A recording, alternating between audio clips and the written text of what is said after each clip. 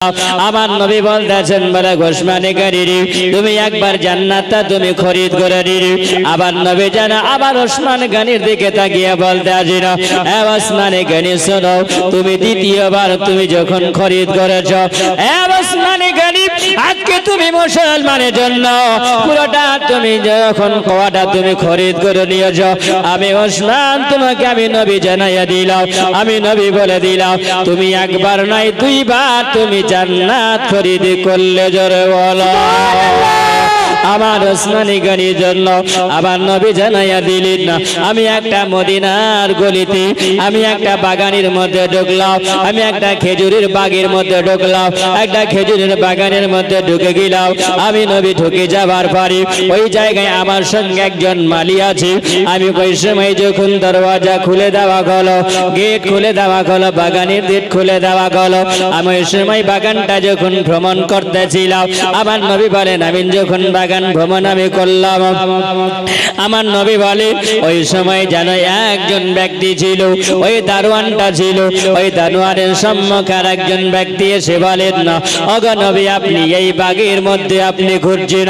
আবার নবী বলছেন এ মালিক শোনো তোমরা দরওয়াজা খুলে দাও, এখন একজন জান্নাতি মেহমান প্রবেশ করবে। জোরে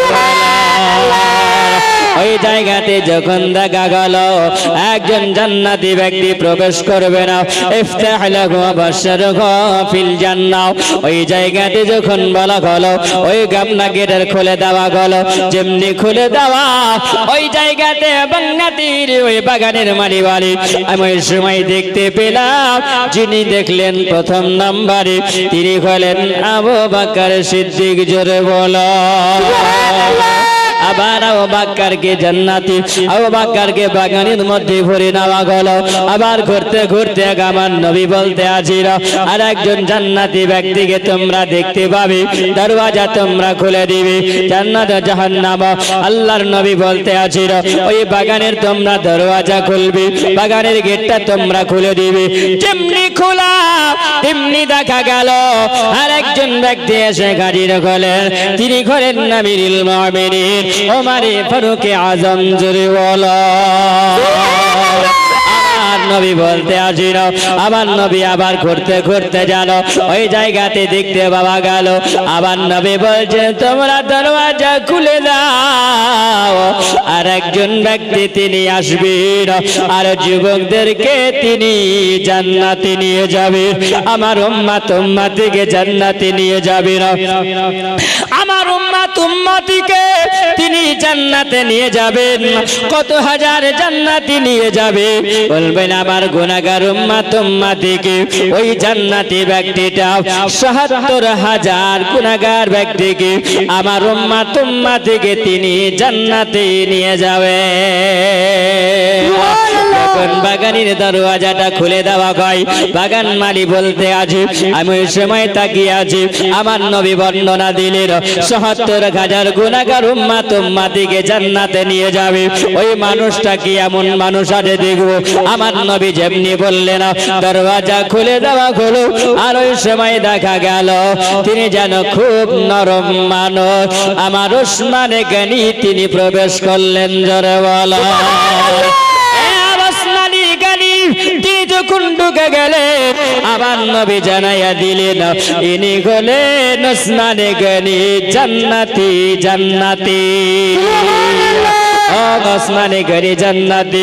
আমার নবী বললেন এ আমার উম্মত উম্মতিরা আমার ওসমানে গনিকে যদি তোমরা প্রেম করনে वाला গাও, তোমরা ভালোবাসনে वाला যদি গাও, মহব্বত করনে वाला যদি গাও না যাই তোমরা যদি ৭০,০০০-এর মধ্যে তোমরা যদি দাখিল হয়ে যেতে পারো তোমরা ওসমানে গনির সঙ্গে জান্নাতি হয়ে যাবে। আমার নবী বলতে আছেন বলে ওসমান আমি নবী তোমাকে জানিয়ে দিলাম জান্নাতি বলে ঘোষণা করে দিলেন। আবার নবী বলেন ওসমানে গনি জান্নাতি, আমার ওসমানে গনি হলো জান্নাতি। ওসমানে যারা ভালোবাসনে বলা হবে তারা ওসমানে গনির সঙ্গে হবে জান্নাতি। জোরে বলেন সুবহানাল্লাহ। মুসলমান জান, আমার জওয়ান যুবকেরাও, আম্বাজিরা, আমার সোনা মালিকেরাও, সোনা আমার নবী মসজিদে নববীতে আমার নবী বসে আছে। আমার নবী বলেন, ওই সময় যখন দেখা গেল আমার একজন সাহাবী আমার পিছে নামাজ পড়ে যায়, আমার পিছে নামাজ পড়ি, ফজরের নামাজ পড়ে, আর তাড়াতাড়ি করে তিনি চলে যান, নামাজ পড়তে পড়তে তিনি চলে যান। ওই সময় আমার নবী বলেন, কি ব্যাপার, ওই সাহাবী কেন তাড়াতাড়ি করে চলে যায়, আমার আনসার সাহাবী কেন চলে যায়? আবার নবী একদিনে ধরলেন, আবার নবী বললেন, আমার সাহাবী বলো, তুমি ফজরের নামাজ পড়ে নাও, আর নামাজ পড়ার পরে তুমি কোন ওজিফা করো নাও, বলো তুমি তাড়াতাড়ি করে কেন বাড়ি চলে যাও? আবার নবীর সম্মুখে জানো তিনি দাঁড়িয়ে দাঁড়িয়ে বলেন, ইয়া রাসূলুল্লাহ, ইয়া হাবিবাল্লাহ, নবী গো, আমি এই জন্য চলে যাই নবী গো, আমি তো ইয়া রাসূলুল্লাহ, আমি একজন আপনার সাহাবী নবী গো, আমি তো একজন মুসলমান, ওগো নবী, আমাদের দ্বারাতে তো হালাল রুজি খেতে হবে, হারাম খাওয়া যাবে না। জোরে বলুন সুবহানাল্লাহ।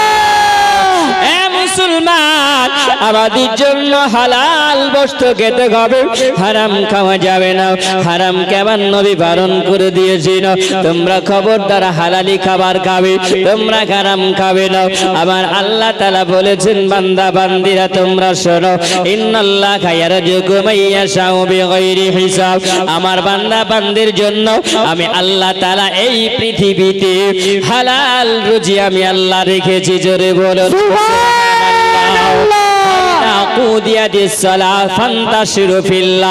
তবে একটা হলো শর্ত, ও আমার বান্দা বান্দিরা, তোমরা আল্লাহর ইবাদত তোমরা করবে, আল্লাহ পাকের ইবাদত করবে।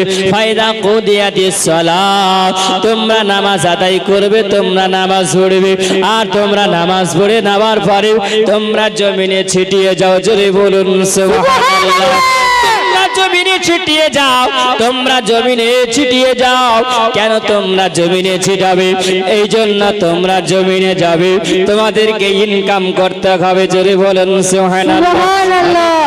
হালবাহী অনেক মানুষ ব্যবসা করে, অনেক মানুষ বিভিন্ন রকমের ব্যবসার মধ্যে লিপ্ত হয়।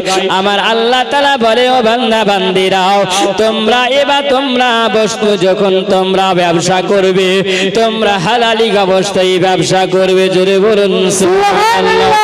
খবরদার তোমরা মিথ্যাবাজি করে তোমরা ব্যবসা করবে না, চিটিংবাজি করে তোমরা ব্যবসা করবে না, তোমরা হালাল ভাবে তোমরা ব্যবসা করবে।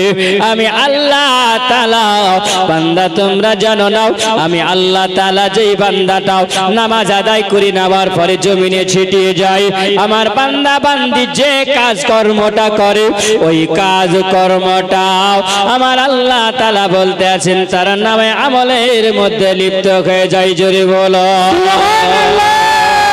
বান্দা বান্দির জন্য আমার আল্লাহ তাআলা বলে দিয়েছিল, বান্দারে তোমরা যেই কাজটা তোমরা করবে, ওই কাজটাই তোমার ইবাদতের মধ্যে হবে। জোরে বলো সুবহানাল্লাহ। ফজরের নামাজ পড়ে নেওয়ার পরে আপনি জোহর পর্যন্ত কর্ম করবেন, কাজ করবেন। বান্দা তোমার ওই কাজটা যদি নবীর তরিকা অনুযায়ী হয়, ওই কাজটা যদি তোমার নবীর আখলাক অনুযায়ী যদি হয়, বলেন ওই কাজটা হবে তোমার জন্য সুবহানাল্লাহ নেকি। জোরে বলেন সুবহানাল্লাহ সুবহানাল্লাহ সুবহানাল্লাহ। তো মা খালারা শোনো, স্বামীর সংসারের ঘরে তোমরা তো কাজ করো, ফজরের নামাজ পড়ে যা কাজ করবে সুবহানাল্লাহ, যতক্ষণ যেই কাজটা করবে সেই কাজটাই ইবাদত হবে, সেই কাজটাই ইবাদত হবে, সেই কাজটা ইবাদতে গণ্য হবে। জোহর থেকে আসর পর্যন্ত আপনি যে কাজ করবেন, সেই কাজটা যদি তোমার হালাল অবস্থায় হয়, তো সুবহানাল্লাহ জোহর থেকে আসর পর্যন্ত ওই কাজের মধ্যে আপনি লিপ্ত থাকবেন। ওই সময়টুকু আপনার জন্য সুবহানাল্লাহ ইবাদত হবে, ওই কাজটাও ইবাদতে গণ্য হবে। আপনি চলবেন, ফিরবেন, উঠবেন, বসবেন, সুবহানাল্লাহ, আপনি পেশাব ফিরবেন, ওটাও ইবাদত হবে। আপনি পায়খানা করবেন, আপনার ওটাও ইবাদত হবে। বলে মৌলভী সাহেব কেমন করে হয়? শোনো, আপনি খাবেন তাও ইবাদত হবে। কেমন করে হয় এই মুসলমান? সুবহানাল্লাহ। আপনি পেশাব করবেন, যদি নবীর তরিকা হওয়া লাগবে, জোরে বলেন সুবহানাল্লাহ। নবীর তরিকা হওয়া লাগবে। এখনকার বর্তমান জোয়ান যুবকেরা রাস্তা দিয়ে যাচ্ছে, দেখবেন যে এখন ডিজিটাল যুগ, নিত্য নতুন, তাই না? রাস্তা দিয়ে যাচ্ছে গাড়ি নিয়ে ভুভা করে চলছে, দেখা গেল যখন পেচ্ছাপ লাগলো দাঁড়িয়ে চেনটাকে টেনে দিয়ে মেশিন চালু করে দিল, তাই না? ও পাক না না পাক কিছু বুঝতে পারলো? আচ্ছা বলুন, ওই সময় ওর কোনো পানিরও দরকার হলো না। আজকে বলো আমরা নবীর উম্মাত, আমরা নবী নবী মুখে করি, নবী নবী ওই রকম করে মুখে নবী নবী করলে পারে তো হবে না। আব্বাজিরা আমার সোনাবানি কিরা, এই জোয়ান যুবকেরা শোনো, আজকে তুমি মুসলমানের বাচ্চা হয়ে তোমার হাতে একটা বালা কেন থাকবে? হ্যাঁ, হাতে সুতো কেন বাঁধা থাকবে? চুলগুলো কাটিং মোরগের মতন কেন হবে? তুমি মুসলমানের সন্তান, তুমি মুসলমানের বাচ্চা, তুমি গোটা প্যান না পরে তুমি ছিঁড়া প্যান কেন পরবে? এখন বর্তমানে আছে না নাই? মুসলমান সুবহানাল্লাহ, বড় আফসোস হয়। বলো ওই ছেলের যদি ইন্তিকাল হয়, মারা যদি যায়, তাহলে বলো ছেলেটা নাপাকি অবস্থায় মারা যাবে না পাক অবস্থায় মারা যাবে? হ্যাঁ বলেন, জোরে বলেন, পাক অবস্থায় না নাপাক অবস্থায় মারা যাবে? খবরদার, সাবধান, হুঁশিয়ার। তুমি পেশাব করবে, সুবহানাল্লাহ, আমার নবীর তরিকা অনুযায়ী হবে, আমার নবীর তরিকা হওয়া লাগবে, তাহলে ওটাও ইবাদত হবে। জোরে বলেন সুবহানাল্লাহ। আপনি পায়খানা করবেন, আমার নবীর তরিকা অনুযায়ী হওয়া লাগবে, ওটাও তোমার ইবাদত হবে। আপনি গোসল করবেন, আর গোসল করাটাও নবীর তরিকা অনুযায়ী হতে হবে, তাহলেও সেটা ইবাদতে গণ্য হবে। এখন মুসলমানের ছেলেরাকে যদি জিজ্ঞাসা করা হয়, এই বাবু বলতো যে গোসলের কয়টা ফরজ জানিস? হ্যাঁ, গোসল কিভাবে করতে হয় জানিস? অধিকাংশ ছেলেরা গোসলের ফরজ বলতে পারবে না। বলতে পারবে? হ্যাঁ, সম্ভব হবে? সম্ভব হবে না। এরা বলুন তো, গরু চামড়া মুসলমান, মুখে মুসলমান বলি, কিন্তু গরু ছাগলের মতন আমরা খাই, আর গরু ছাগলের মতন কিন্তু আমরা মেলামেশা করি। এ মুসলমান, আজকে তাহলে বলুন আমাদের তরিকা আমরা কেমন করে নিয়ে চলবো? আমরা ঈমান বাঁচাবো কেমন করে? যদি আজকে এতটুকুন জিনিস না জানি, আমরা গোসলের ফরজ কটা জানি? হ্যাঁ, জানি না। মা খালারা ভালো করে শোনো, আজকে আমরা মুসলমান, আমরা মুসলমানের আমরা কিছু তরিকা বুঝতে পারলাম না। জিজ্ঞাসা করি, তুমি নামাজ পড়ো? বলে হুজুর নামাজ তো পড়ি না, কিন্তু মাঝে মাঝে একটা নামাজ পড়ি। হ্যাঁ, কোন নামাজ? ওই সপ্তাহে মিস কল দেওয়ার জন্য যাই, ইমাম সাহেবকে দেখা করতে যাই। তা আমার হুজুর একটা কথা বলতেন। কি বলতেন? আমার হুজুর বলতেন, তিন কোয়ালিটি মানুষ আছে নামাজি, তিন কোয়ালিটি। বলে কেমন তিন কোয়ালিটি মানুষ? বলে ওই রকম দেখা যাবে এক কোয়ালিটির মানুষ হবে 365 দিনের মধ্যে, এক কোয়ালিটির মানুষ হবে আটকি নামাজি। বলে হুজুর আটকি নামাজি আবার কি? হ্যাঁ, বলে আটকি নামাজি হলেও 8 দিন পর পর যায়। বুঝা গেল? 8 দিন পর পর যায়, তার মানে শুক্রবার টু শুক্রবার, শুক্রবার টু শুক্রবার। আটকি নামাজি ওটা হচ্ছে। আর একটি নামাজি আছে, সেটা হচ্ছে খাটকি নামাজি। বললাম হুজুর খাটকি নামাজি এটাও বুঝতো না। বেটা তোর এখনো বয়স হয়নি বোঝার, তখন আমি পড়াশোনা করছিলাম। মুফতি সাহেব বলছে, বেটা তোর এখনো বয়স হয়নি। বলে হুজুর এখনই তো জানতে হবে। বলে খাটকি নামাজিটা কি? বলে খাটকি নামাজি হলো ওই ব্যক্তিটাই যখন দেখবি কোনো মানুষ মারা যায়, তখন তাকে খাটলির উপরে চাপানো হয়, তখন ও গোসল জানুক, উজু জানুক আর না জানুক, ও মাটি দেওয়ার জানাজার জজরত ছুটবে, দৌড়বেও। আচ্ছা বলুন তো, ওই ছেলেটা, ওই মানুষটা কোনোদিন যদি নামাজ না পড়ে, গোসলের নিয়ম যদি না জানে, তো গরু ছাগল মহিষকে যেমন আপনারা গা ধোয়ান, গাধাইকে গাধাই নাকি?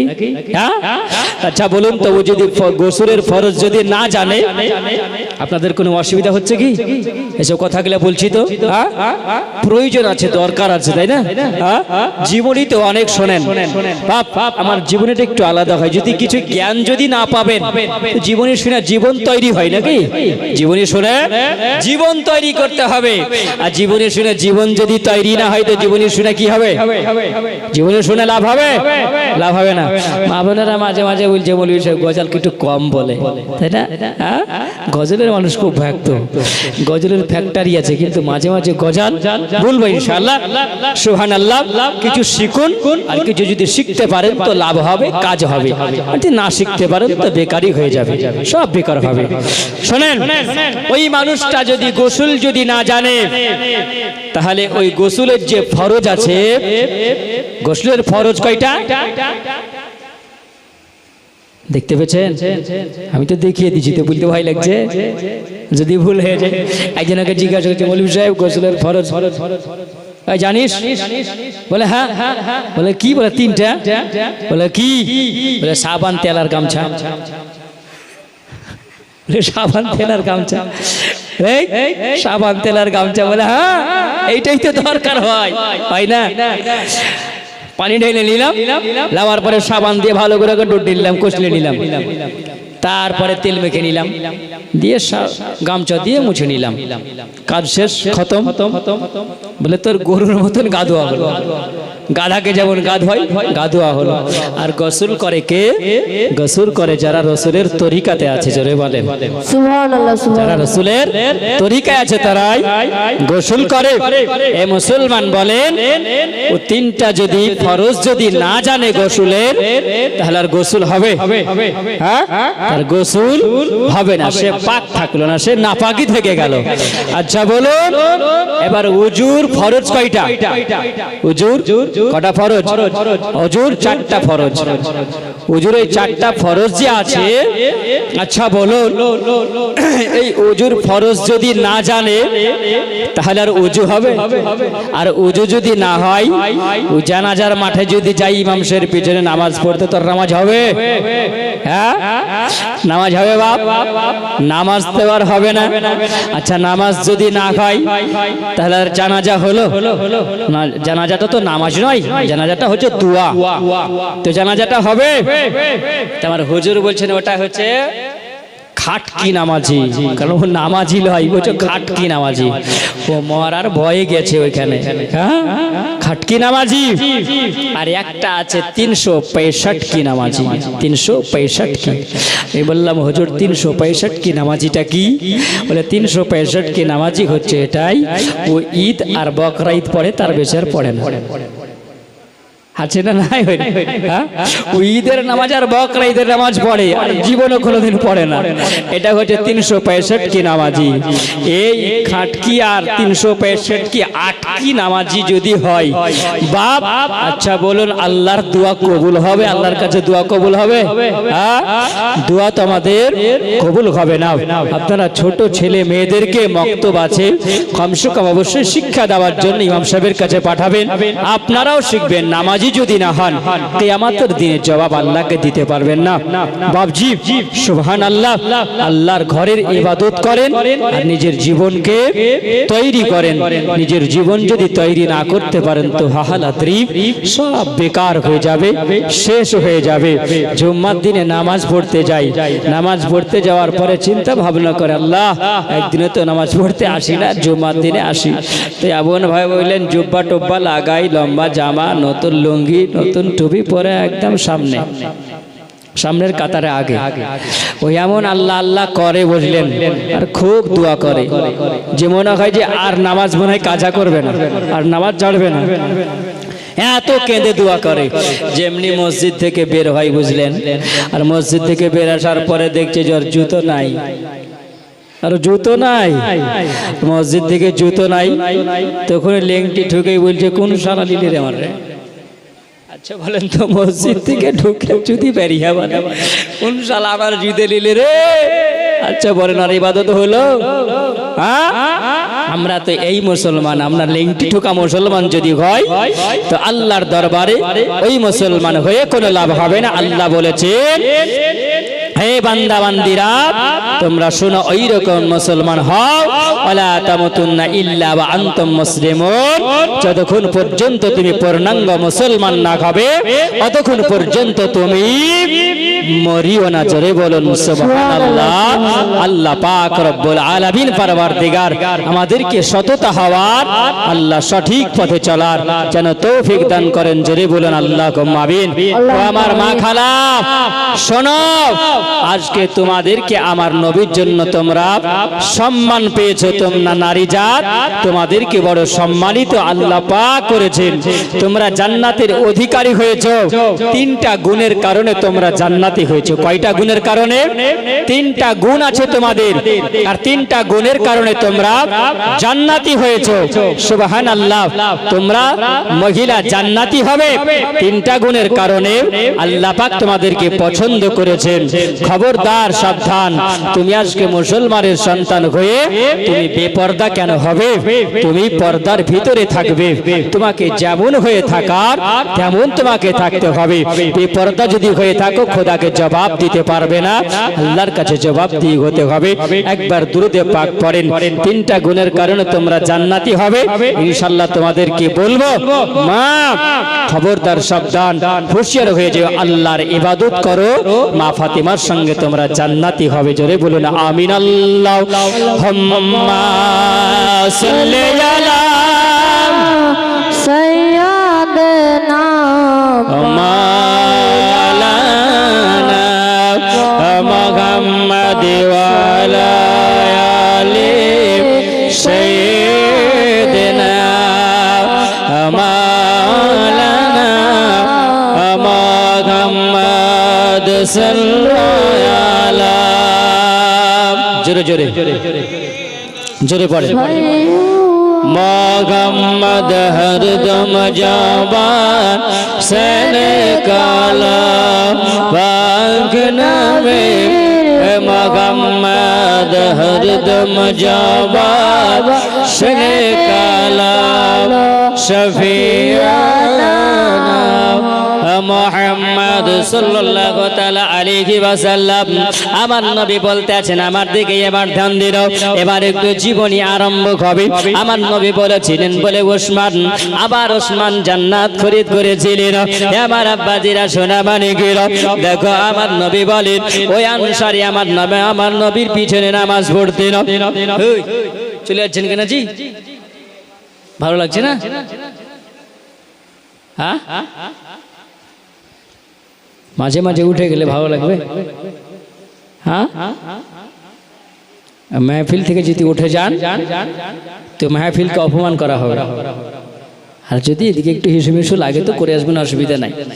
অনেকে চিন্তা করে জীবন বিষয়ে, অনেকক্ষণ ধরে বসে আছি, একটু লেগেছে। রোজার মাসে যারা রোজা রাখে বুঝলেন কি না, যারা টানে খুব কষ্টের মধ্যে থাকে, যেমনি ইফতার করা হয় বুঝলেন একদম শুরু হয় না, তো কষ্ট অনেকে থাকে। তো এইরকম যাও, যদি মন যায় তো একটু ফোক পাক করে আসো, অসুবিধা নাই। হ্যাঁ, কিন্তু পবিত্র হয়ে বসতে হবে এই জায়গায়। কারণ কার আলোচনা হচ্ছে আপনারা জানেন? হ্যাঁ, জানেন না যে কার আলোচনা হচ্ছে? আমরা ভাবছি জীবনী না জীবনী, তাই না? জুন্নুরাইন জান্নাতীর আলোচনা হচ্ছে। আল্লাহ পাক বলেছেন, আমার নবী বলেছেন, যেখানে আল্লাহ রাসূলের আলোচনা হয় সেটা দুনিয়ার জায়গা হয়ে থাকে না, একটা জান্নাতের বাগিচা হয়ে যায়। জোরে বলুন সুবহানাল্লাহ, সুবহানাল্লাহ। আপনারা জান্নাতে বসে আছেন, জান্নাতি মাহফিলে বসে আছেন, জান্নাতি মাহফিলে বসে আছেন। এটা কার কথা? এটা আমার নবীর কথা। আমার নবী 63 বছর জীবন যাপন করেছেন, জীবনে কোনোদিন একটা মিথ্যা কথা বলেনি। জোরে বলেন সুবহানাল্লাহ। এর নাম হলো নবী, আর নবীর অর্থ হচ্ছে গায়েবের সংবাদ দেনেওয়ালা। জোরে বলুন সুবহানাল্লাহ। উম্মতে মুহাম্মাদির জন্য নবী আমার এখনো কাঁদেন, আর আমরা ওই দরদি নবী হতে পারলাম না যে নবী কেঁদেছেন। নবীর জন্য আমরা কাঁদতে পারলাম না, আমরা নবীর জন্য কিছু করতে পারলাম না। আমরা মুখে মুসলমান বলি, কিন্তু বলো নবীর উম্মাত নামাজ কাজা করে কেমন করে থাকতে পারি? হ্যাঁ, নামাজ কাজা করলে নবী দুঃখ পাবে না কষ্ট পাবে? বাপ, এই জওয়ান যুবকেরা, মা খালারা, শোনো, আজকে আমরা নবী করব, নবী নবী করব। বলুন যে আমরা নবীর উম্মাত, নবীর উম্মাত হয়েছে, নবীর উম্মাতেরা কোনো সময় নামাজ কাজা করবে না। মা খালা, নামাজ কাজা করিও না। নামাজ তোমার সঙ্গের সাথী হবে, কবরের বাতি হবে, কবরের আলো হবে। যদি কবরকে আলো করতে চাও তাহলে তোমরা নামাজ তোমরা পড়বে। বাবজিরা আমার, সোনামানিকেরা, জন যুবকেরা, নামাজ পড়তে হবে। নামাজ ছাড়া কোনো গতি নাই। নবীর উম্মতেরা কোনো সময় নামাজ কাজা করে না, নামাজকে আঁকড়ে ধরে রাখে, মহব্বত রাখে। সুবহানাল্লাহ। তো এই মাহফিল হচ্ছে জান্নাতি মাহফিল। নবী বলেছেন যতক্ষণ পর্যন্ত মাহফিল থাকে অতক্ষণ পর্যন্ত আল্লাহর আসমান থেকে রহমত বর্ষণ হয়। জোরে বলেন সুবহানাল্লাহ, সুবহানাল্লাহ। রহমত বর্ষণ হয়।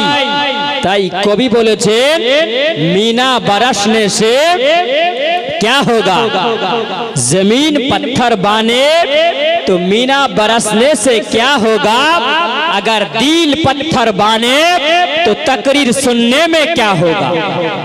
কিছু বুঝা গেল? বুঝতে পারলেন? আপনারা এই জায়গায় বসে আছেন, এটা মাটির উপরে বসে আছেন না? মাটির উপরে তিরপল বিছানো আছে, তাই বসে আছেন। আর একটু আগে গিয়েই ঢালাই রাস্তা আছে, তাই না? ঢালাই আছে। ওখানে যদি পানি হয়, বৃষ্টি বর্ষণ যদি হয়, আচ্ছা বলুন, ওই ঢালাইটা নষ্ট হবে না, ধুয়ে যাবে না, ক্ষয়ে যাবে? যাবে কি? হ্যাঁ, কি নাম? নাম কি করছি? নগদ 500 টাকা আর 500 টাকা বাকি। সুবহানাল্লাহ। নাম কি বলেছে? সেলিম শেখ। আল্লাহ তার দানকে তুমি কবুল করে নাও। জোরে বলেন আমিন। আমি সুবহানাল্লাহ 8 জনের কাছে দিয়েছিলাম, আমার এক ভাই সেলিম এসেছে, আর 7টা বাকি আছে। হবে না? হ্যাঁ, সুবহানাল্লাহ। বাবজিরা আমার, সোনামানিকেরা, মায়ের দিক থেকে আসেনি? হ্যাঁ, মা খালা, তোমাদেরকে বলবো 3টা গুণের কারণে তোমরা জান্নাতি হবে। 3টা গুণের কারণে জান্নাতি। শুনবে? যদি শোনো তো সুবহানাল্লাহ 3 জন ব্যক্তি 1000 করে দিয়ে পাঠাও। হ্যাঁ, সুবহানাল্লাহ বলে দিব, উঠে চলে যাবেন না। শুনুন, ওই জায়গায় যদি আসমান থেকে পানি বর্ষণ হয় তাহলে ঢালাইটা খুঁয়ে যাবে না, পাথরটা নষ্ট হবে না। হবে? আর এক জায়গায় যদি আপনি মাটি রেখে দেন, মাটির উপরে যদি পানি বর্ষণ হয় তো মাটিটা কি হবে? আস্তে আস্তে গলে গলে নষ্ট হবে। হবে না? হবে। তো কবি কি বলছে? जमीन पत्थर बने तो मीना बरसने से क्या होगा, জমিন যদি পাথর হয়ে যায়, যতই বৃষ্টি হোক কিছু হবে? পাথরের কিছু হবে না। আর মানুষের অন্তর, এই দিলটা যদি পাথর হয়, এই দিল যদি पत्थर बने तो तकरीर सुनने में क्या होगा। তোমার এই অন্তরটা যদি পাথর হয়, যতই মুর্শিদাবাদ থেকে আল্লামা চলে আসুক, আব্দুল আহাদ আসুক, যতই তাকরীর করুক, যতই নসিহত করুক, তোমার দিল যদি পাথর হয়ে যায়, আজ নসিহত শুনেও কোনো কাজ হবে না। হবে? আজকে দিলকে মমের মতন করতে হবে। পাথর করে যদি রাখো তো কোনোই কাজে আসবে না। আমার নবীর ওই আনসারীকে জিজ্ঞাসা করা হচ্ছেন, ইয়া রাসূলুল্লাহ, ইয়া হাবিবাল্লাহ, নবী গো, আমি নবীর আনসারী, আপনার পিছনে নামাজ আদায় করি নবী গো। আমি এই সময় আমি এই জন্য তাড়াতাড়ি করে যাই গো নবী। ইয়া রাসূলুল্লাহ, ইয়া হাবিবাল্লাহ, আমার বাড়িতে 2টো বাচ্চা আছে গো নবী, আমার বাড়িতে 2টো বাচ্চা আছে।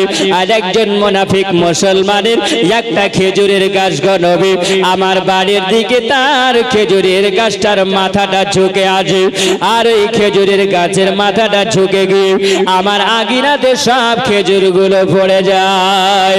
ওগো নবী, আমি তাড়াতাড়ি করে নবী গো ঝালা ফালা থাকতে নবী আপনার পিছনে নামাজ পড়ে নেওয়ার পরে আমি তাড়াতাড়ি করে চলে যাই, চাই আমার বাচ্চা দুটো যদি উঠে যায় গো নবী, উঠে যাওয়ার পরে একটা যদি খেজুর খেয়ে নেয় আমার বাচ্চাটা আর পরের খেজুর খাওয়া হবে। জোরে বলো। আমার ওই মুনাফিক ওই মুসলমান ওই মুনাফিক মুসলমানকে আমি কি করি, খেজুরগুলোকে তাড়াতাড়ি করে কুড়িয়ে নেওয়ার পরে ওর বাড়িতে গিয়ে আমি খেজুরগুলো দিয়ে চলে আসি নবী গো। আমি প্রত্যেক দিনের নাই ওই সময় আমি খেজুর গাছের খেজুরগুলোকে জোগাইয়া রাখি। ওগো নবী, এই জন্য আপনার পিছনে একটু তসবিহ করার ওজিফা করার আমার সুযোগ জোটে না গো নবী। আমি এরকম করে প্রত্যেক দিনের নাই চলে যাই। আবার নবী বললেন না এই আমার সাহাবী এর কোন ব্যবস্থা করতে হবে। আবার নবী বলেন না ও আমার সাহাবী এর ব্যবস্থা করতে হবে। ওই সাহাবী বলে ইয়া রাসূলুল্লাহ, ইয়া হাবিবাল্লাহ নবী গো, আমি বড় দরিদ্র সাহাবী নবী, আমি বড় দরিদ্র, আমি বড় গরিব নবী গো। ওর খেজুরগুলোকে আমি খরিদ করতে পারি না, আমি কিনে নিতে পারি না গো নবী। আবার নবী বললেন আমার আনসার সাহাবী ওই মানুষটাকে ডাকো, যেই মানুষটার খেজুরের মাথাটাও আপনার বাড়ির উপর দিকে আগিনাতে ঝুঁকে আসে। আবার নবীর কথা শুনে ওই মানুষটাকে ডাকা গেল। ওই মানুষটা হলো একজন মুসলমান। ওই মানুষটা মুসলমান ছিল কিন্তু মুনাফিকি মুসলমান ছিল। এই পৃথিবীতে মুনাফিক মুসলমান আছে, এখনো থাকবে। আল্লাহ পাকের কোরআন বলেছেন ইন্নাল মুনাফিকিনা ফিদ-দারকিল আসফালি মিনান নার। ওই মুনাফিক মুসলমানের জন্য আমার আল্লাহ তাআলা বড় শাস্তির জায়গা জাহান্নাম আল্লাহ রেখেছে। মুনাফিক কাদেরকে বলা হয়? যে মুনাফিকেরা মিথ্যা কথা বলে, এক কথা অপরকে লাগিয়ে ঝামেলা পাকিয়ে দেয়, একে বলা হয় মুনাফিক। যে কথা দিয়ে কথা রাখতে পারে না, একে বলা হয় মুনাফিক। আমার সোনামানিকেরা, জোয়ান যুবকেরা, আমরা যদি ওই রকম মুনাফিক যদি হয়ে যায় আল্লাহ পাক শাস্তি জায়গা আল্লাহ তাআলা রেখেছে। ওই আনসার সাহাবী ডাকলেন, ডাকার পরে ওই মুনাফিককে আমার নবী ডাকলেন, ডাকার পরে বলছে বলে গে মুসলমান, বলে শোনো আমি নবী তোমাকে ডেকেছি এই জন্য আমার আনসার সাহাবীর বড় কষ্ট খাই, ইবাদত করতে বড় কষ্ট হয়ে যায়।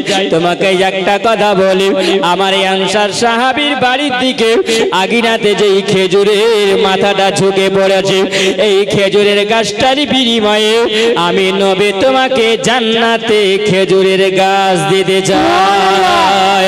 তুমি কি জান্নাতে খেজুরের গাছ তুমি নেবে? আমার নবী বলতে আছি না। ওই মানুষটা বলছেন ওগো নবী, আপনি জান্নাতের মধ্যে খেজুরের গাছ দিবেন, কবে আমি মরব আর কবে খাবে হাসর, কবে খাবে মিজান, কবে খাবে পুলসিরা, তারপরে জান্নাত, তারপরে খাবে খেজুর গাছ, অনেক দেরি। কত বড় মুনাফিক চিন্তা করেন, অনেক দেরি এখন।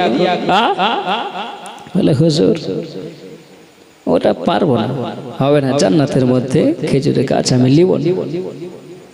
নবী বলছেন কপাল পোড়া, এর মতন আর সুযোগ তুই পাবি না। জোরে বলেন সুবহানাল্লাহ। সুবহানাল্লাহ। আমার নবী বলেছেন জান্নাতের মধ্যে খেজুরের গাছ দিবে, এর চাইতে বড় অফার কিছু আছে?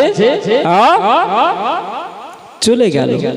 আবার নবীর আনসার সাহাবীর মনটা বড় খারাপ, মন খারাপ। আমার নবীরও মনটা খারাপ হয়েছে। ওসমানে গানির কাছে খবর গেছেন, জোরে বলেন সুবহানাল্লাহ। সুবহানাল্লাহ। আমার ওসমানে গানি আমার নবীর কাছে এসেছেন। আমার নবীর কাছে আসার পরে দেখছেন আমার নবীর মনটা একটু মলিন হয়ে আছে।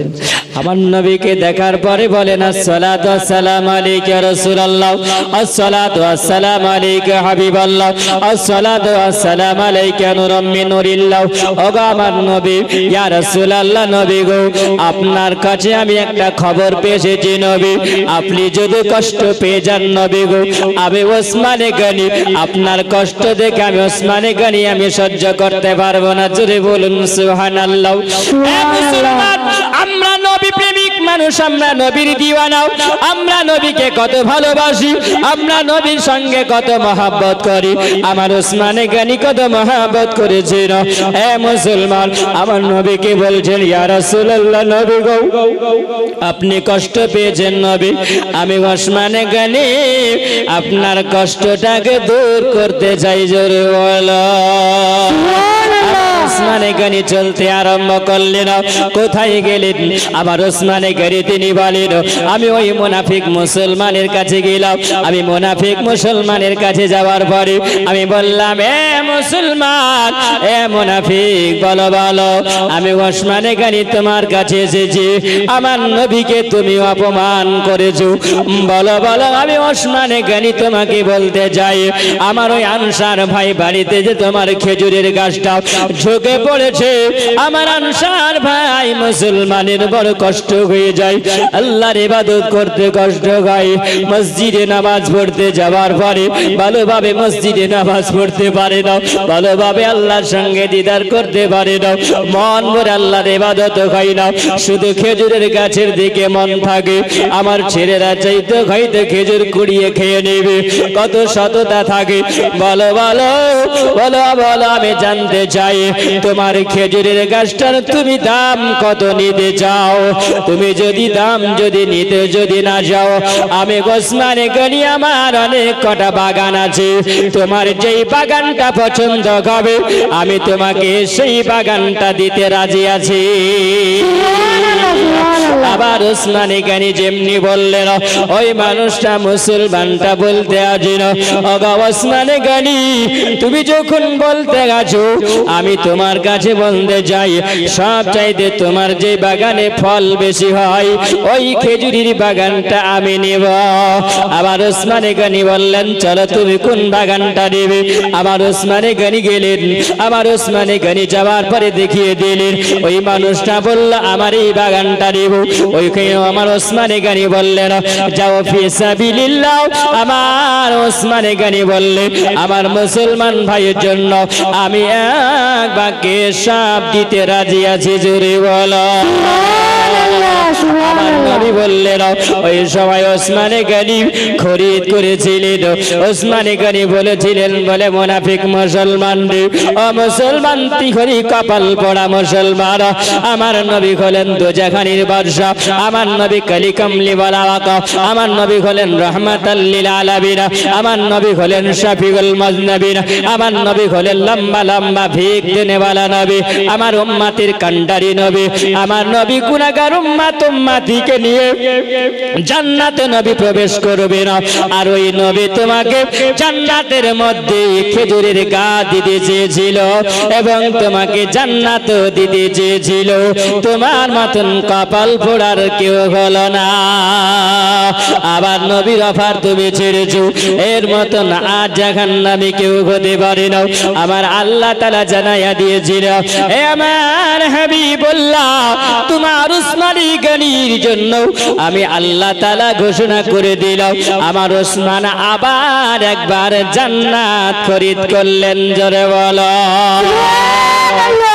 মুসলমান মুসলমানের উপকার করে তাই না মুসলমান মুসলমানের উপকার করে আম্মাজিরা আমার সোনামারি কেরাও আবার নই বললেন আমার সাহাবীদের আদর্শ নিয়ে এ আলীনগরে যদি মানুষেরাও আদর্শ যদি তোমরা তৈরি করতে পারো অবশ্যই তোমরা জান্নাতের হকদার হতে পারবে গালে মায়ামি নারী কোলে রহমতে নেমে এলা প্রশাপরে অসুর ঝরে উম্মত বলে কাঁদে গেলা রহমত নেমে এলা ওসমানে গনি তিনি বলেছিলেন আমার নবী পৃথিবীতে আসার সময় উম্মত বলে কেঁদেছেন, জোরে বলুন সুবহানাল্লাহ। সুবহানাল্লাহ। আমার কাদের আমার নবী দুনিয়াতে কেঁদেছেন, আমার নবী মদিনাতুল মুনাওয়ারায় এখনো নবী আমার উম্মতের জন্য কাঁদেন, আমার নবী হাসরের ময়দানে আমার নবী কাঁদবেন, জোরে বলো। এতিম গালে মায়া মিনারি কোলে রাহমত নেমে এলো, প্রসাবরে অশ্রু ঝরে উম্মত বলে কাঁদে গেল, রাহমত নেমে এলো। এতিম গালে মায়া মিনারি কোলে রাহমত নেমে এলো, আপন পরশাপ মাকাবাসে ব্যবহারে হল খুশি, চোখে দেখি মুচকি হাসি সবার পরাণ জোড়ালো, রহমত নেমে এলো। এতিম গালে মায়া মিনার কোলে রহমত নেমে এলো, দুঃখী জনের ঘরে ঘরে খাইনি খানা কে তার সন্ধান করে, জোরে বলুন সুবহানাল্লাহ। দুঃখী জনের ঘরে ঘরে খাইনি খানা কে তার সন্ধান করে, নিজে পেটে পাথর বেঁধে নিজে পেটে পাথর বেঁধে রাতের কাটাল, রহমত নেমে এলো। এতিম গালে মায়া মিনার কোলে রহমত নেমে এলো। পীর পয়গম্বর হযরত এলা বল তারা কে কেঁদেছিল, পীর পয়গম্বর হযরত এলা তারা কে কেঁদেছিল, হিংসা ছেড়ে সত্য বলো, হিংসা ছেড়ে সত্য বলো, এ কেন কাঁদিলা, রহমত নেমে এলো। এতিম গালে মায়া মিনার কোলে রহমত নেমে এলো। আল্লাহুম্মা সাল্লি আলা সাইয়্যিদিনা মাওলানা মুহাম্মাদ ওয়া আলা আলি সাইয়্যিদিনা মাওলানা মুহাম্মাদ সাল্লাল্লাহু আলা মুহাম্মাদিন সাল্লাল্লাহু আলা মুহাম্মাদ হরদম জওয়ান শনে কালা পাক নবী মুহাম্মদ হরদম জওয়ান শনে কালা শফিয়ানা মুহাম্মদ সাল্লাল্লাহু তাআলা আলাইহি ওয়াসাল্লাম। আবার নবী বলেছিলেন, বলে ওসমানে গনি সর্বপ্রথম আমার একজন সাহাবী তিনি স্বপ্ন দেখেছিলেন, একজন সাহাবী স্বপ্ন দেখলেন, কি স্বপ্নটা দেখা গেল? তিনি বলেন আমি রাত্রি বেলাতে হঠাৎ করে একটা স্বপ্ন দেখলাম। বলে কি স্বপ্নটা দেখা গেল? তিনি বললেন আমি দেখলাম যেন আসমানের মধ্যে একটা দাঁড়ি দেখতে পাওয়া গেল। কি দেখা গেল? দাড়ি পাল্লা দেখা গেল, একটা তারাজু দেখতে পাওয়া গেল। আমি দেখলাম ডান পাল্লার মধ্যে আমার নবী বসে আছেন, জোরে বলুন সুবহানাল্লাহ। ডান পাল্লাতে আমার নবী বসে আছেন, আর বাম পাল্লাতে আমার আবু বকর সিদ্দিককে দেখা গেল, জোরে বলুন। আবু বকরকে দেখা গেল। আবার কিছুক্ষণ পরে দেখা যায় আবু বকর যেন আউট হয়ে গেছে, বাম পাল্লা থেকে আউট হয়ে গেল। ওই সময় আবার যেন দেখা গেল আমার বাম পাল্লাতে আমার উমারে ফারুক আজম বসে আছেন, জোরে বলুন। কিছুক্ষণ পরে আবার দেখা গেল বাম পাল্লা থেকে উমারে ফারুক আজমকে দেখতে পাওয়া যায় না। আবার যেন ওসমানে গনিকে দেখা গেল। ওসমানে গনিকে দেখার পরে আমার কিছুক্ষণ পরে দেখতে পাওয়া গেল যেন আমি দেখলাম হযরতে আলী আল মুর্তজাকে দেখা গেল। আমার যেন ঘুমটা হঠাৎ করে ভেঙে গেল, জোরে বলুন সুবহানাল্লাহ। আমার নবী দরবারে আসার পরে আমি নবীকে জিজ্ঞাসা করলাম, ইয়া রাসূলুল্লাহ, ইয়া হাবিবাল্লাহ, নবী গো, আমি এইরকম রাত্রি বেলাতে স্বপ্ন দেখলাম। ওগো নবী, আমি জীবনে যা স্বপ্নটা দেখিনি, আজকে নবী গো এই স্বপ্ন দেখেছি। আবার নবী বললেন, কি স্বপ্ন দেখেছো বলো? তিনি বলেন, ইয়া রাসূলুল্লাহ, ইয়া হাবিবাল্লাহ, নবী গো, ওই স্বপ্নটা আমি দেখলাম রাত্রি বেলাতে যেন ওই তারার আপনি যখন দাঁড়ির উপরে বসে আছেন নবী ডান পাল্লাতে, আর আপনার বাম পাশে আবু বকরকে দেখতে পেলাম। তারপরে হঠাৎ করে দেখা গেল যে উমারে ফারুক আজমকে দেখা গেল। আবার দেখতে পাওয়া গেল ওসমানে গনিকে দেখা গেল। আবার যেন দেখতে পাওয়া গেল আলী আল মুর্তজাকে। আবার নবী মুচকে হাসি দিলেন, জোরে বলুন সুবহানাল্লাহ। নবী মুচকে হেসে দিয়া বলছেন, আমার সাহাবী শোনো, যেই স্বপ্নটা তুমি দেখেছো আমি নবী বর্ণনা দিই। আবার নবী বলতে আছেন, আমি যখন দুনিয়া থেকে বিদায় নিব, আমি দুনিয়া থেকে বিদায় নিয়ে চলে যাব, আমি নবী পর্দা নিব, আমার মুসাল্লার উপরে ওই ইমামতি করবেন আবু বকর সিদ্দিক। তিনি প্রথম খলিফা হবেন। আমার আবু বকর যখন ইন্তেকাল করে যাবেন, আমার আবু বকর ইন্তেকালের পরে আমার উমারে ফারুক আজম তিনি খলিফা হবেন। আর তিনি খলিফা হয়ে ওই মুসাল্লাতে তিনি নামাজ আদায় করবেন, জোরে বলুন সুবহানাল্লাহ। নবী বললেন, আমার উমারে ফারুক আজম যখন তিনি দুনিয়া থেকে বিদায় নেবে, আমার উমারকে কতল করে শহীদ করে দেওয়া হবে, জোরে বলুন সুবহানাল্লাহ।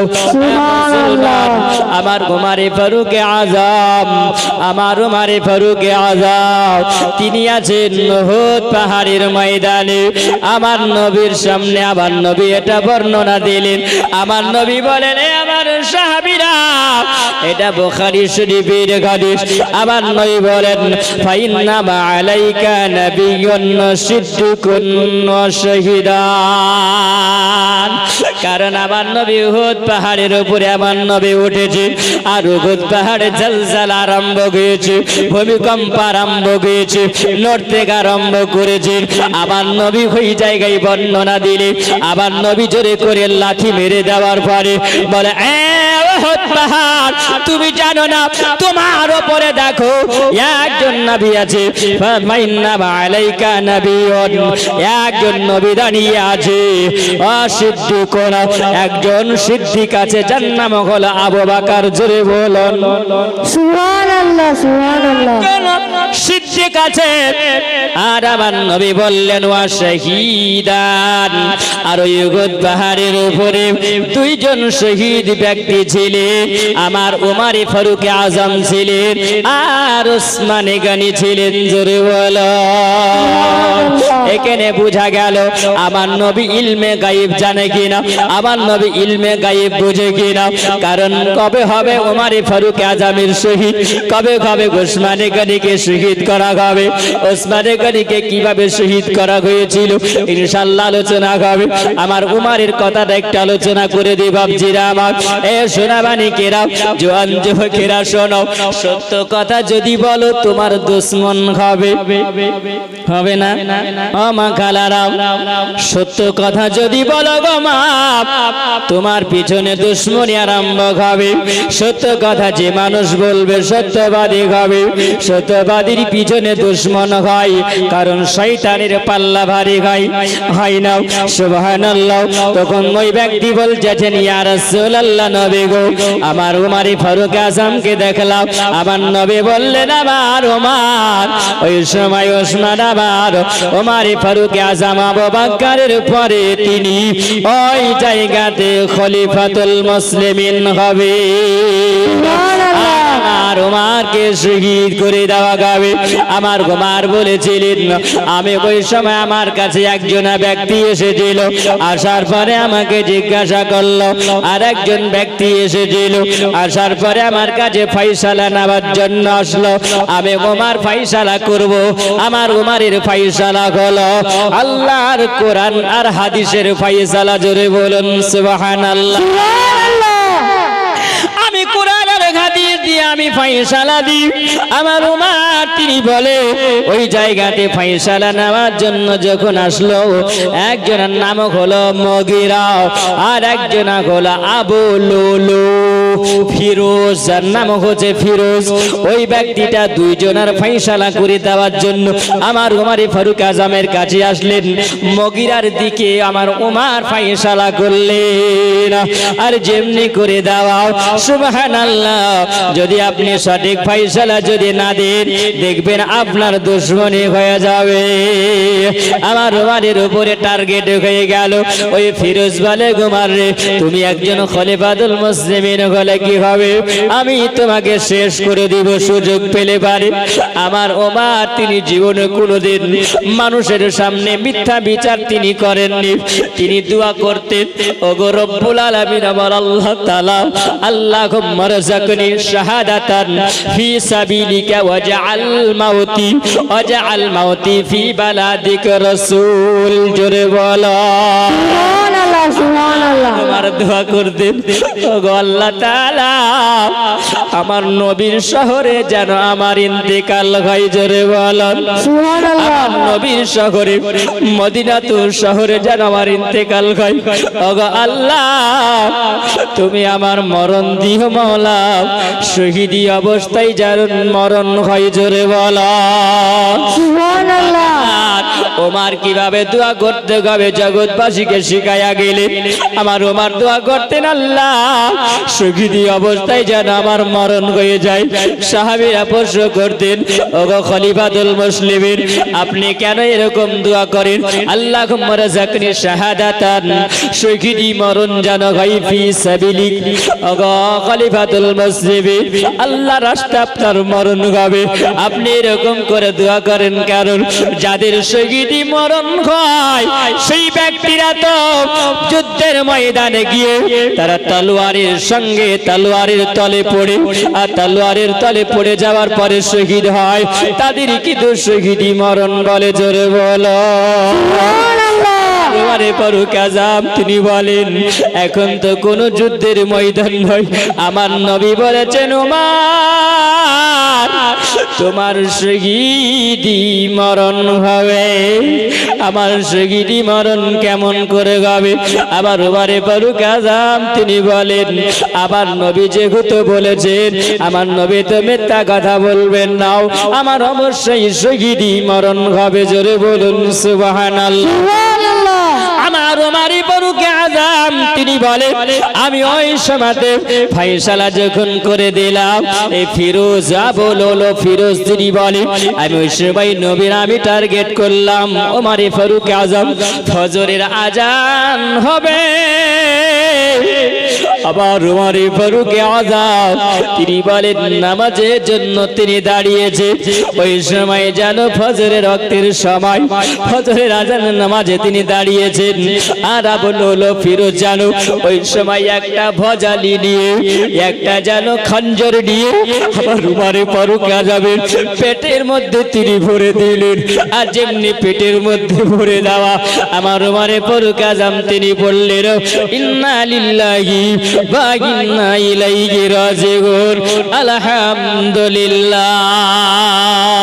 তিনি আলহামদুলিল্লাহ পড়লেন, তিনি আলহামদুলিল্লাহ যেমন পড়লেন, সবাই যেন ছুটাছুটি করতে আরম্ভ করলো।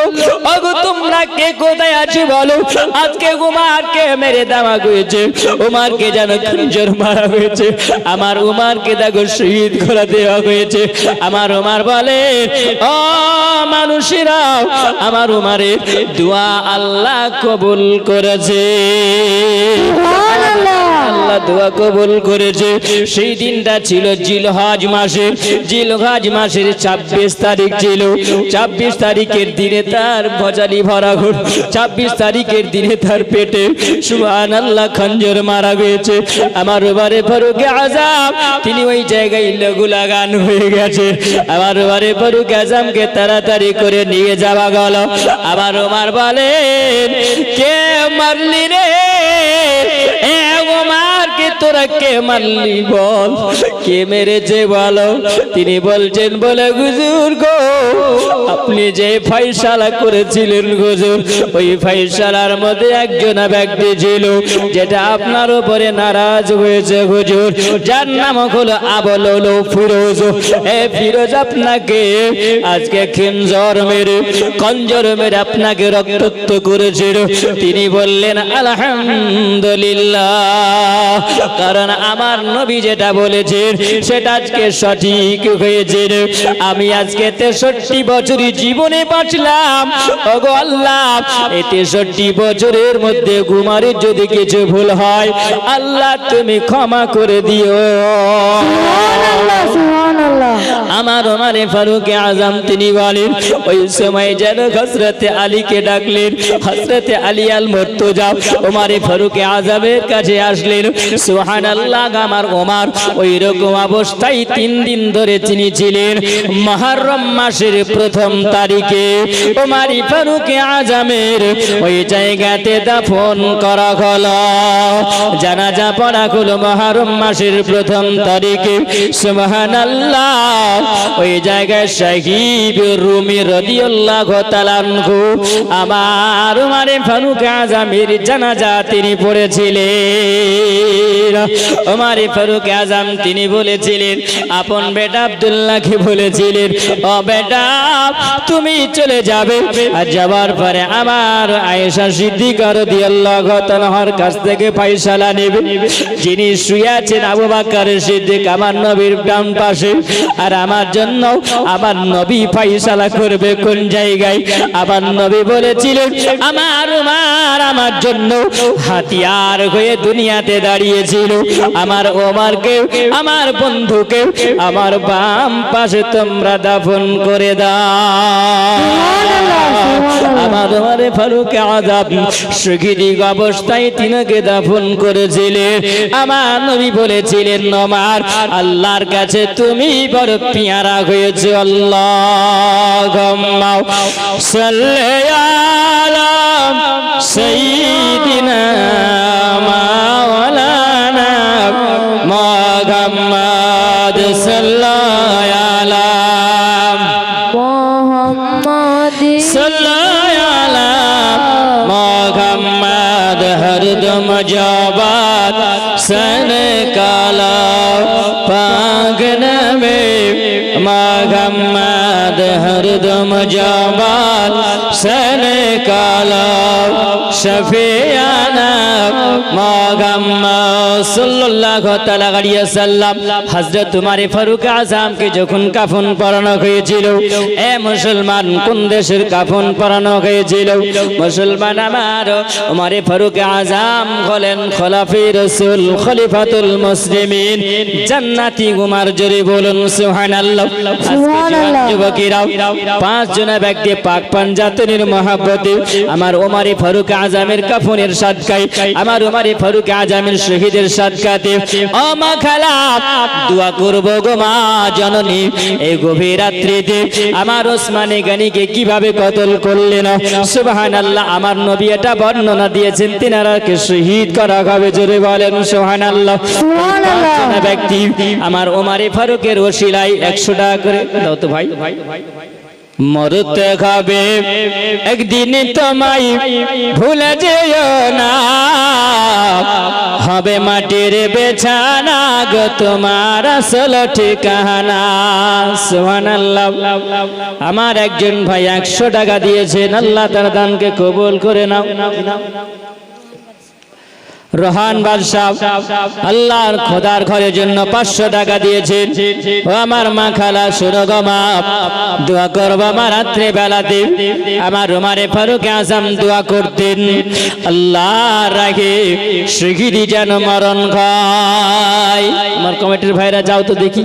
মা সুবহানাল্লাহ। 5 জন ব্যক্তি 500 টাকা 100 করে যে জিমা গাও, কারণ দুনিয়া ছেড়ে সবাইকে যেতে হবে।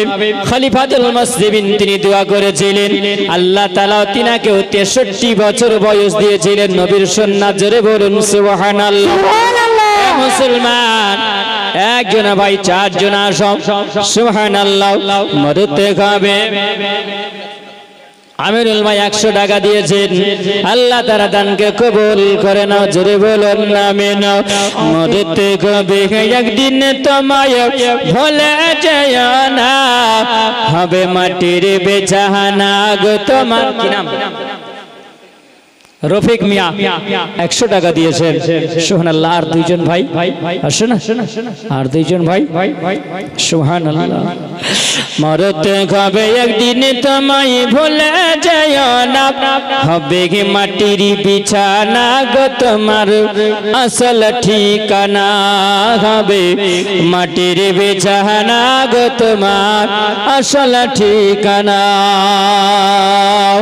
যেদিন তুমি এসেছিলে এই নাশাদের ভাবে,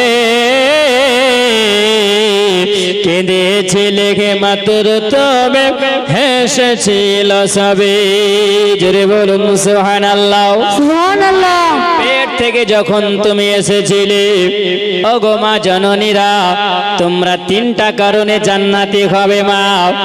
একটা কারণ হলো সর্বপ্রথমে সুবহানাল্লাহ, যদি তোমরা স্বামীর খিদমত করতে পারো। জোরে বলো।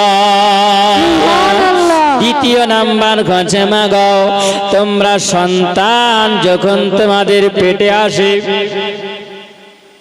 সুবহানাল্লাহ। একজন ভাই 100 টাকা দিয়েছেন, কোরবান ভাই আমার এই খোদার ঘরের মসজিদের জন্য আল্লাহ তার দানকে কবুল করে নাও। জোরে বলুন আমিন। আমিন। আর একজন ভাই আসবে না, তাহলে পাক পাঞ্জাতন হয়ে যাবে ইনশাআল্লাহ। দোয়া করব, সবারই জন্য দোয়া হবে। মা তোমরা 3টা গুণ, একটা হলো স্বামীর খিদমত করার জন্য।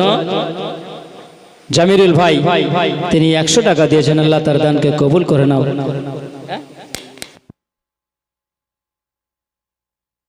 সাহেব তিনি 200 টাকা দিয়েছেন, আল্লাহ তাদেরকে কয়েকবার দোয়া করেন। আল্লাহুম্মা আমিন। আল্লাহুম্মা সাল্লি আলা সাইয়্যিদিনা মাওলানা মুহাম্মাদি মাদানিল জুদিয়াল কারাম আলাইহি ওয়া বারিক ওয়া সাল্লিম। আয় রাব্বুল আলামিন, আল্লাহ তোমার দরবারে গভীর রাত্রিতে হাত উঠিয়েছি মাওলা পাক। তোমার বান্দা বান্দিরা বসে বসে এখনো পর্যন্ত শ্রবণ করে মাওলা। আয় মাওলা, এই আলীনগর গ্রামে মাওলা পাক তোমার বান্দা বান্দিরা বসে আসি মাওলা পাক। আয় মাওলা, যে আশা উদ্দেশ্য নিয়ে মাওলা আগামী অধম তোমার খোদার ঘরের জন্য মাওলা বান্দা বান্দিদের কাছে চেয়েছি মাওলা, যে যা পেরেছি মাওলা তোমার ঘরের জন্য সহযোগিতা করেছে মাবুদ।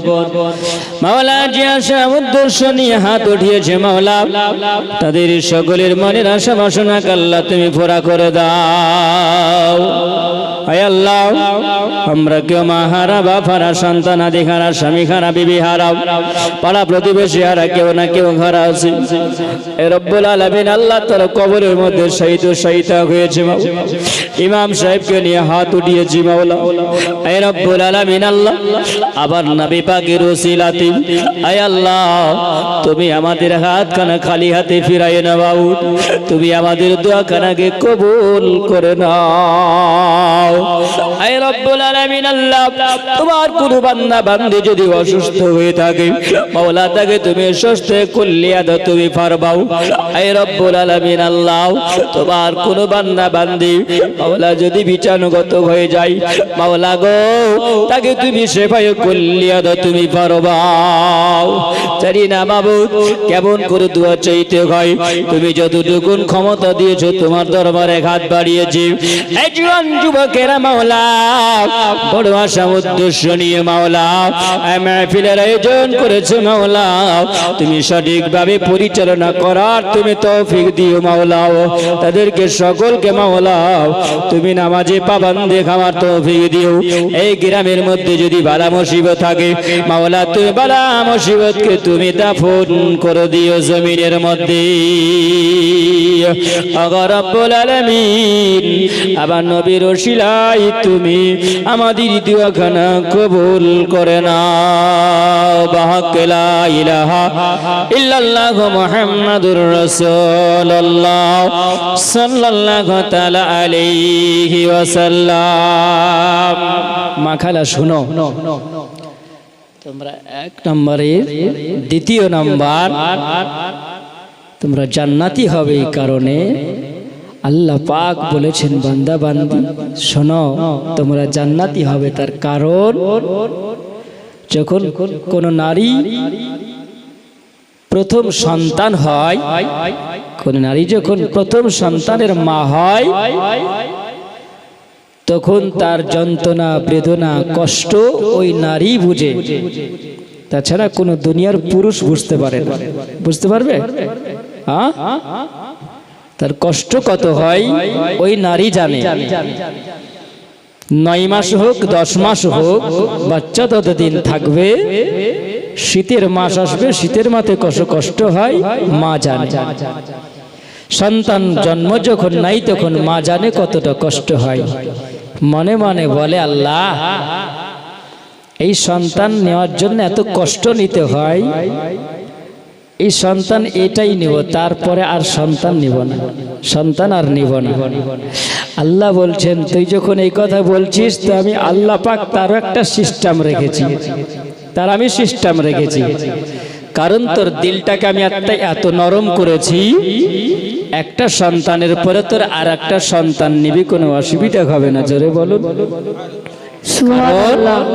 দোয়া কর আল্লাহ এক সন্তানের পরে ঘুরিয়া সন্তানের মা হব না আর সন্তান নিব না এত কষ্ট আল্লাহ বলছেন যখন তোর সন্তানটা জন্ম নেবে ভ্রমিষ্ঠ যখন হবে দেখুন ওই সন্তানকে যখন মা যখন দেখে নেবে বেটা হোক আর বেটি হোক মা যখন দেখে নেবে ওই মার প্রথম মাস থেকে নিয়ে 9-10 মাস পর্যন্ত যত কষ্ট হয়েছে ছেলেকে দেখার পরে সব কষ্টকে দূর হয়ে যায় জোরে বলুন সুবহানাল্লাহ সব কষ্ট দূর হয়ে যায় মা তখন কষ্টগুলো ভুলে যায় সন্তানের মুখ দেখার পরে যদি মা যদি কষ্টটা না ভুলতো তাহলে দ্বিতীয়বার সন্তানের মা হতো না আল্লাহ বলছেন আমি তোর মায়া মহব্বত ভালোবাসা এত দিয়েছি সুবহানাল্লাহ এই মহব্বত যদি না দিতাম তাহলে দ্বিতীয় সন্তানের তুই মা হতিস না আমি আল্লাহ তোর দিলে এত মহব্বত ভরে দিয়েছি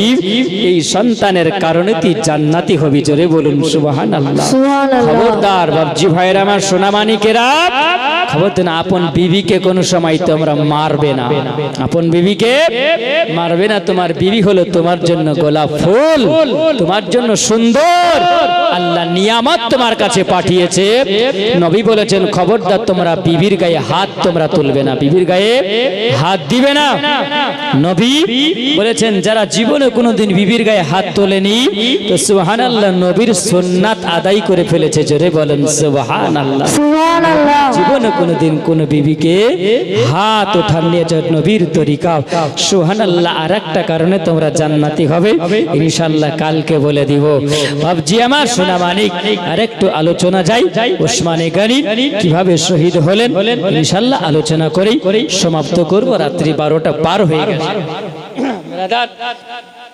হযরতে ওসমানে গনি তিনি যখন 12 বছর তিনি প্রতিনিধি চালিয়েছিলেন 12 বছর কত বছর 12 বছর 6 মাস আগে একটা শিকায়ত চলে আসলো, কারণ গভর্নর হওয়ার। তিনি বললেন মিশর শহরে একজন ব্যক্তিকে গভর্নর বানানো হয়েছিল। সে ব্যক্তিরা মিশরের প্রান্তরে খুব অত্যাচার করত মিশরের মানুষকে, আর অত্যাচার করার কারণে মানুষেরা শিকায়ত দিল, হুজুর এইখানে যদি একে প্রধানমন্ত্রী না করে অন্য কাউকে দেন তাহলে ভালো হবে। শর্টকটে বলছি কথাটা, ভালো হবে। ওসমানে গনি কাছে চিঠি আসলো। ওসমানে গনি বললেন তোমরা যদি আসতে পারো তো ভালো হয়। ওরা এসেছিল, আসার পরে বলেছিলেন তোমাদের কাকে তোমাদের পছন্দ, তোমাদের মন মতো তোমরা নিয়ে যাও। হযরত আবু তালহা, হযরতে আলী, হযরতে আয়েশা সিদ্দিকা তিনি বললেন আপনাদের যাকে ভালো হবে। ওখান থেকে 10-12 জন ব্যক্তি এসেছিলেন। আসার পরে বলে যাকে ভালো হবে তাকে তোমরা নিয়ে যেও। তখন হযরত আবু বকর সিদ্দিকের ছেলে ওনাকে আব্দুল্লাহ বিন আবু বকর তিনাকে ওই জায়গাতে নির্ধারিত করা হলো, তিনাকেই পছন্দ হলো। এদের সঙ্গে যখন নিয়ে যাওয়া হলো, ওইখান থেকে একটা কাফেলা এসেছিল, চিঠি করে লেখা হয়েছিল যাকে গভর্নর করে পাঠানো হচ্ছে তোমরা রাস্তায় দেখলে কতল করে দিবে। বুঝতে পারলেন? কতল করে দিবে, কারণ মানুষের ভালো করতে গেলে খুব সাবধানে দেখবেন আপনার কাছে ক্ষতি হবে। হ্যাঁ, এই মুসলমান জাত এত খারাপ আর এত ভালো, আমার নবী বলেছেন তারাই জাহান্নামী হবে যারা মুসলমান হয়ে মুসলমানের ক্ষতি করে। এটা হয়ে আসছে, হয়ে আসবে। আপনাকে সততা হয়ে যেতে হবে, সততা হয়ে যেতে হবে। আমার ওই জায়গায় যখন কাফেলা চলে যায়, তো মিশর থেকে যে কাফেলাটা আসছিল কাসিদকে ধরা হয়েছিল। একটা চামড়ার ব্যাগের মধ্যে মনে হয় পানি ঢোকানো ছিল, সেই ব্যাগটাই পানি ছিল না, শুকনো ছিল। ব্যাগের মধ্যে চিঠিটা ছিল। ওই চিঠিটাকে বের করে কাফেলারা যখন দেখলেও, দেখার পরে বিপরীত লেখা আছে। হযরত ওসমানে গনির কাছে খবর চলে আসলো, ফেরত আসলো। যেমনি চলে আসলো, গভর্নর আর বানানো হলো না, চলে গেল। ওসমানে গনির জন্য দুশ্মনী তৈরি হয়ে গেল। ওসমানের গনির বাড়িকে ঘেরাও করে নেওয়া হয়েছিল। আমার নবী বলেছেন ওসমানে গনিকে শহীদ করে দেওয়া হবে। এটা তো মিথ্যা হবে না, এটা সত্য হবে। জোরে বলেন সুবহানাল্লাহ। সুবহানাল্লাহ। আলী বলেছিলেন যে আবার ওসমানে গনিকে যখন শহীদ করা হবে, তো ইমামে হাসান আর হোসাইনকে বলেছিলেন বেটা তোমার খালুর বাড়িতে তুমি থাকবে, তোমরা পাহারা হয়ে থাকবে, যাতে করে কেউ ক্ষতি না করতে পারে, কেউ যেন ক্ষতি না করতে পারে। তো এই দিকে ইমাম হাসান আর হোসাইন গেটম্যান হয়ে বাড়ির মধ্যে বসে আছে, দরওয়াজায় আছে, বাপের হুকুম হয়ে আছে। আর ওই সময় আবু বকরের ছেলে তিনি বলেছিলেন যখন আমি গভর্নর হতে পারলাম না, তিনি ছাদ দিয়ে, পিছন দিয়ে ছাদ দিয়ে উঠেছিলেন।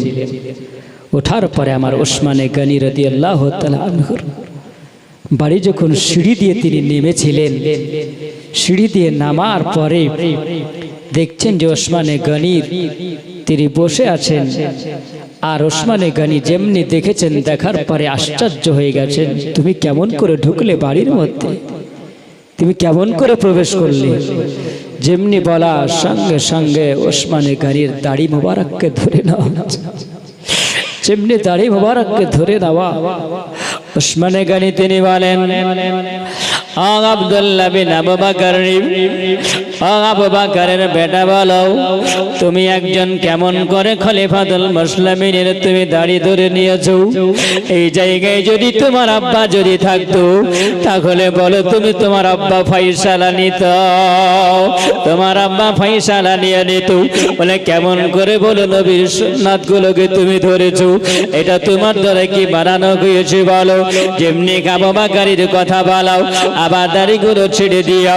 সুবহানাল্লাহ, এত জোরে একটা ধাক্কা মারলো, আর যেমনি ধাক্কা মারাও ওই সময়তে যেন আমার ওসমানে গনি বলেন, আবু বকর তুমি যদি থাকতে তাহলে এরকম ফয়সালা তুমি করতে না।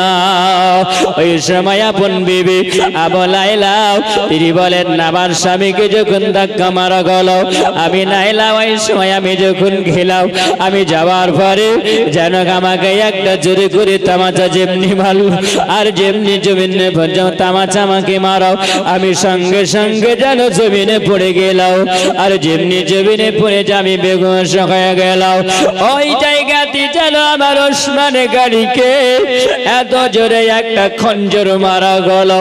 আমার ওসমানে গনিকে খঞ্জর মেরে দিয়ে আমার ওসমানে গনি বললেন, ইন্না লিল্লাহি ওয়া ইন্না ইলাইহি রাজিউন। আমার ওসমানে গনি বললেন, এ জগৎবাসীরা, আমার নবীর সুন্নতি তরিকা অনুযায়ী আমি চলেছিলাম, যদি কিছু ভুল হয়ে যায় তবে তোমরা আমাকে ক্ষমা করে দিও। আমার ওসমানে গনি তিনি বলেন, আমি 12 বছর খলিফাতুল মুসলিমিন হয়ে আমি রাজত্বটা চালিয়েছিলাম। আল্লাহ তাআলা আমাকে 82 বছর হায়াত দিয়েছিলেন। ওই সময় জানো তাড়াতাড়ি করে খবর হয়ে গেল, আমার হযরতে আলী আল মুর্তজা খবর পেলিয়েছিলেন শহীদ হয়ে গেছে। কারণ আমার নবী বলেছিলেন, এই সময়ের মধ্যে আমার ওসমানে গনিকে শহীদ করা হবে। জোরে বলুন সুবহানাল্লাহ। আমার আলী যখন বাড়ি থেকে দৌড়তে আরম্ভ করলেন, দরওয়াজায় লাত মেরে এসে যখন দরওয়াজা তিনি খুললেন, আমার আলীকে দেখলেন ইমাম হাসান আর হুসাইন থেকে থরথর করে কাঁপতে আরম্ভ করেছেন। তেমনি থরথর করে কাঁপতে আরম্ভ করাও, তেমনি যেন বাপের সামনে গেছেন। আমার আলী জোরে করে একটা ইমাম হাসানের গালে থাপ্পড় মারল, ইমাম হুসাইনের গালে থাপ্পড় মারল। বলে, বেটা তোমাদেরকে রেখে গেলাম আমার ওসমানে গনিকে ইবাদত করার জন্য, আমার খলিফাতুল মুসলিমিন আজকে তাকে খঞ্জর মেরে শহীদ করে দেওয়া হয়েছে। তিনারা বলল, বাবা আব্বা গজর, আমার ওসমানে গনিকে আমাদের সামনে শহীদ করা হয়নি, তারা আড়ালে শহীদ করেছে। যারা পিছনে শহীদ করে তারা কোনো মুসলমান হতে পারে না, আর যারা পিছনে শহীদ করে দেয় তারা হবে মুনাফিকি মুসলমান। আমার নবীর নওয়াজ আলী আল মুর্তজা তিনি বলেন, আমি ওসমানে গনির দিকে তাকাই, আর ওসমানে গনির চেহারাটা এত সুন্দর আল্লাহ দিয়েছিলেন। তার চুলগুলো ছিল লম্বা লম্বা, তার চেহারাটা ছিল এত সুন্দর দেখতে, চোখগুলো এত সুন্দর, লম্বা চেহারা ছিল। তিনি বলেন, তার মুখে ঘন দাড়ি ছিল। আলী আল মুর্তজাকে বলেন, আলী আল মুর্তজা, জীবনে যদি ভুল হয় আলী তুমি ক্ষমা করে দে। আমাকে তুমি নবীর গাতে গোসল দিয়েছিলে, তুমি ওই গাতে গোসল দিয়ে আলী গো তুমি আমাকে জান্নাতুল বাকিতে দাফন করে দেবে। লিল্লাহি ওয়া ইন্না ইলাইহি রাজিউন। জীবনের অন্তিম কালে এজরাইল আসিয়া সোনার জীবন জাগাবে রে লইয়া, সোনার জীবন জাগাবে রে লইয়া। এত যত্নে হাজারে তুমি ঘরেতে রাখিলে, জাগা লাগিয়া দুঃখ কষ্ট কতই না সহিলে। আজ তোমার ফাঁকি দিয়া গেল রে চলিয়া,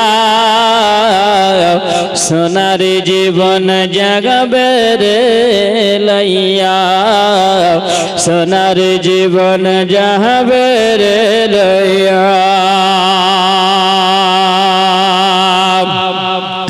কবর তো আমার মাটির ঘর বাঁশের ছাওয়ানে চতুর্দিকে মাটি তোমার মাটি বিছানি কেমন করে রইবি ভাই গো কেমন করে রইবি ভাই গো ওই কবরে শুইয়া সোনার জীবন যাবে রে লইয়া সোনার জীবন যাবে রে লইয়া সোনার জীবন জগবে রে লইয়া জীবনের হেবন্দে মকালে এ যে রাইলিয়া শিয়া সোনার জীবন জগবে রে লইয়া সাধের জীবন জগবে রে লইয়া